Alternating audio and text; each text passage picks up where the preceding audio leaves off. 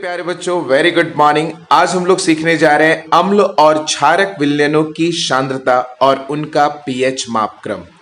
बच्चों, ये पीएच मापक्रम क्या होता है उसे जानने से पहले हम लोग ये समझेंगे कि अभी तक हम लोगों ने ये सीखा है कि अम्ल जिसमें हाइड्रोजन आयन की सांद्रता अधिक होती है वो प्रबल होते हैं, और वो क्षारक जिसमें हाइड्रोक्साइड आयन की सांद्रता अधिक होती है वो प्रबल क्षारक होते हैं।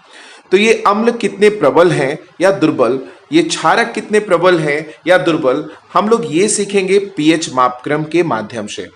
तो हम लोग ये जानने का प्रयास करेंगे कि कोई अम्ल कितना प्रबल है तो क्यों है, उसमें हाइड्रोजन आयन की सांद्रता है तो कितनी है, ये हम लोग समझेंगे पीएच मापक्रम के माध्यम से। बच्चों, अब यहां पर पीएच शब्द का अर्थ क्या है? बच्चों, पी का मतलब होता है पावर, पोटेंशियल। ये जर्मन शब्द पोटेन से आया है जिसका शाब्दिक अर्थ होता है शक्ति या पावर। और यहां जो H स्टैंड है, ये H स्टैंड है हाइड्रोजन आयन के लिए।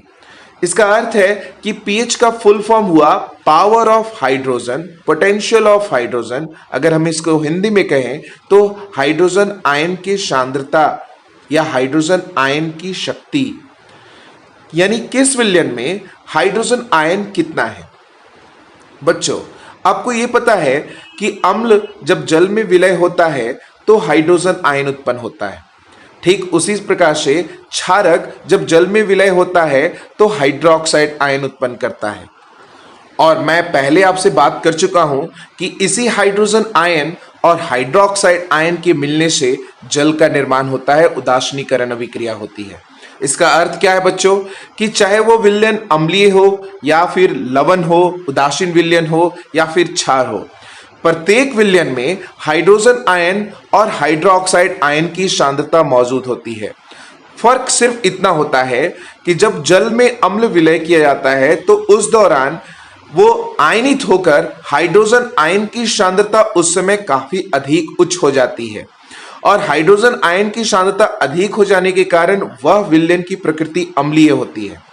उसी तरह से क्षारक में जब क्षारक को और अधिक विलय कर दिया जाता है तो हाइड्रोक्साइड आयनों की सांद्रता बढ़ जाती है।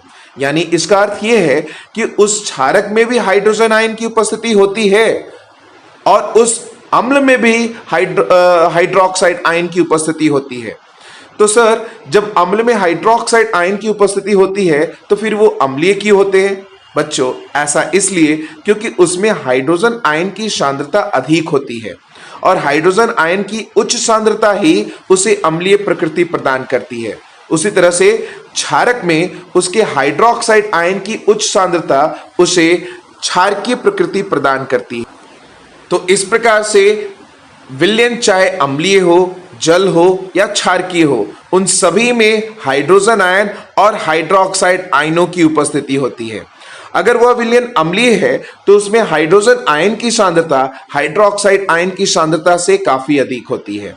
अगर वो जल है तो उस समय हाइड्रोजन आयन की सांद्रता ठीक हाइड्रोक्साइड आयन की सांद्रता के बराबर होती है, और अगर वो क्षारक है तो उसमें हाइड्रोक्साइड आयन की सांद्रता उसके हाइड्रोजन आयन की सांद्रता से काफी अधिक होती है। इसलिए उस विलयन की प्रकृति क्या होती है? क्षारक होती है। अब बच्चों, हम ये कैसे पता लगाएंगे कि उसमें हाइड्रोजन आयन की सांद्रता कितनी है, हाइड्रोक्साइड आयन की सांद्रता कितनी है ना? इसके लिए हम लोग चलेंगे द ग्रेट साइंटिस्ट के पीएच मापक्रम की ओर। द ग्रेट साइंटिस्ट सोरेनसन ने 1909 में एक मापक्रम तैयार किया जिसका नाम दिया गया पीएच मापक्रम। और ये पीएच मापक्रम अम्लीय विलयन के साथ साथ क्षारकीय विलयन के सांद्रता में भी जो हाइड्रोजन आयन उपस्थित हैं उसका वो माप करके हमें उसका मापक्रम वो सूचित करता है।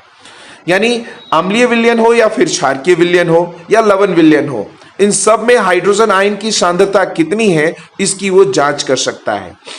तो बच्चों, ये पीएच मापक्रम है क्या और ये पीएच है क्या, ये पीएच की परिभाषा क्या है?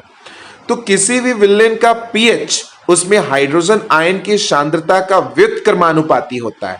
व्युत्क्रमानुपाती का अर्थ क्या है कि किसी विलयन का पीएच मान जितना अधिक होगा उसके हाइड्रोजन आयन की सांद्रता उतनी ही कम होगी।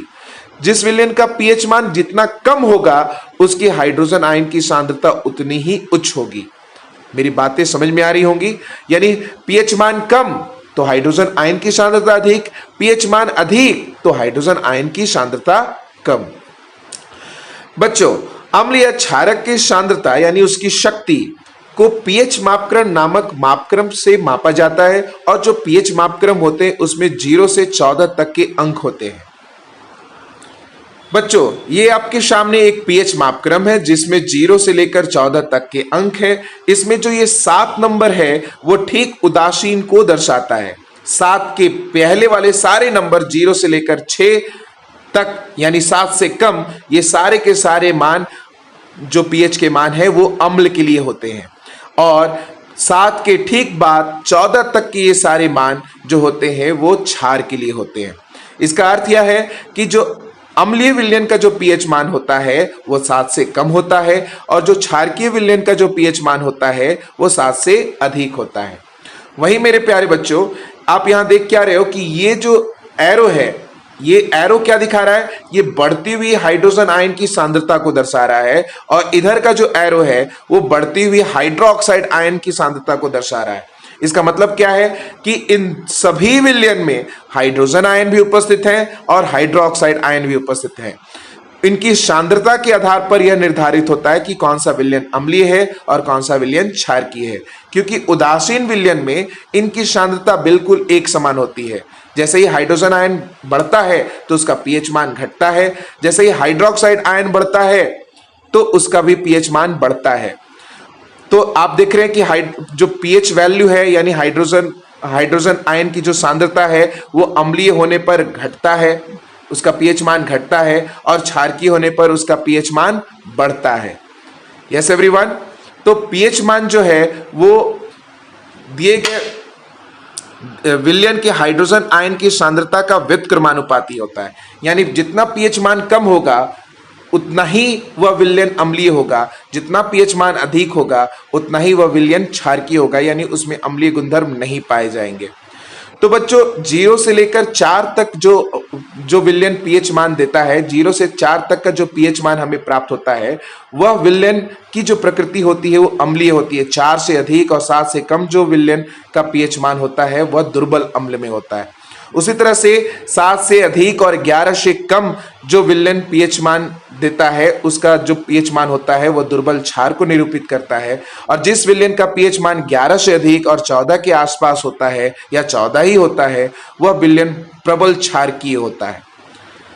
उम्मीद करते बच्चों यहां तक मेरी बातें समझ में आ रही होंगी, इसे आप नोट करें।